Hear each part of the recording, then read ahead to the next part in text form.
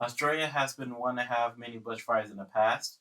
A home for incredible biodiversity that is found nowhere else on the planet has fallen victim to a catastrophe. The bushfire spreading worse than any other they have had in the past. A terrifying experience not only for animals but people as well. The horrible experience is the Australian bushfires of 2019 and 2020. Cobarga, a dairy farming village, fell victim to climate change in the summer, being regarded as one of the most dangerous bushfires in history. Many have begun to call this the Black Fire, quickly spreading out and overtaking various cities and areas. Record-breaking temperatures have been recorded around the continent through December, the maximum average being 40.9 Celsius and breaking by 41.9 the day after. We have interviews given to us by Can Insider to bring more information and more from dairy farmers. Other interviews will be shown later on. For now, let's hear of the horrible situation from dairy farmers who had the unfortunate events placed upon them. I was prepared for the inferno.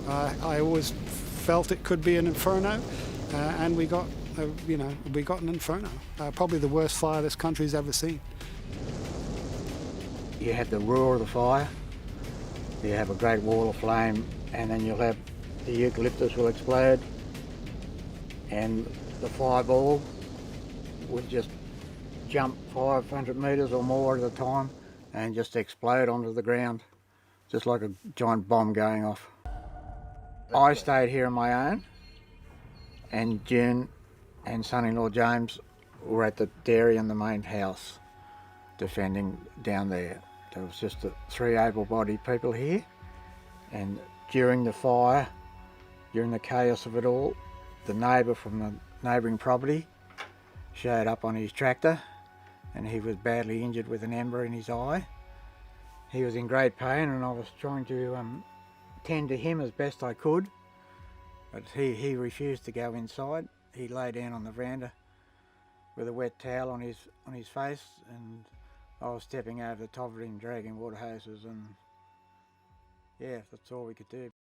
The quickly spreading fire has caused various impacts such as 18 million hectares burned by the bushfire, destroying 5,900 buildings and 2,800 homes, affecting mental and economic costs, while 1,700 species of plants, animals, and ecological communities have been officially listed as threatened, including 500 species of wildlife that many are becoming on the brink of extinction. Firefighters and others are trying their best to work and fight back this fire. Here are the interviews of firefighters who dealt with the horrible forest fire itself. The Black Summer fires were an experience that I'd never gone through before. The season started very early in the far north coast in August, where we started getting very big fires, and then progressed south to Gosford's Mountain fire starting on October the 26th, and then the fire season just kept progressing further to the south into the south coast area, where we were still getting fires in February and March. I don't think those fires could have been prevented. The conditions, the climatic conditions that we were facing were such that any ignition was going to take and put significant fire on the ground. So could they have been prevented? I don't believe so.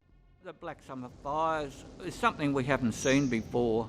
I have heard of reports in the 1890s and early 1900s of really bad fires on the coast, but of course they didn't have resources then to defend the areas like we had now, and I think we were complacent in a lot of ways, that we never thought that the fire could be so widespread over hundreds and hundreds of kilometres, and that's something that's never happened down here before.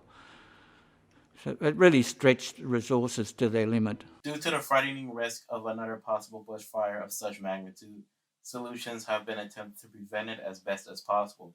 One of the solutions being hazard reduction, starting fires under controlled conditions to try and burn away anything flammable, quickly looking for possible fire starters to have the resources and prevent them as quick as possible.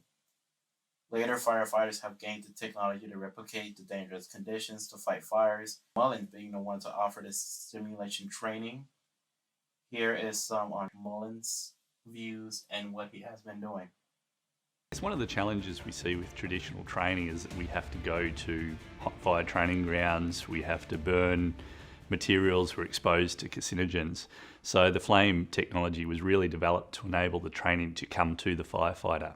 We can put firefighters in all manner of experiences that they may or may not ever see in their career.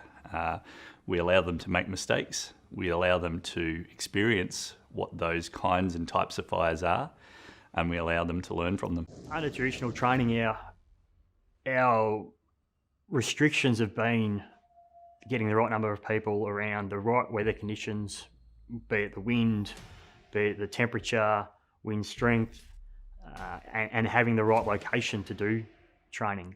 With the immersive, you don't have to have any of that. You don't have to have a minimum number. Your minimum people are one. Whoever wants to go and do it, whoever wants to be involved. And then the weather and the wind side of things doesn't come into it, because you can be inside a shed or you can be outside. It doesn't matter. In a tent, it doesn't matter. You can do it anytime, any place, anywhere. The feedback you get through the pack on your shoulders, the kickback from the hose when you shoot the water, you get the kickback. If the fire heats up, you get heated up. You actually feel it in real time. There's no lag. It's not something that I haven't felt outside of being in a hot fire environment. To help after this tragedy, you can donate and more on wwf.org.au. They have more information on the black fires and ways to donate, having PDF files about information and some things you could do to help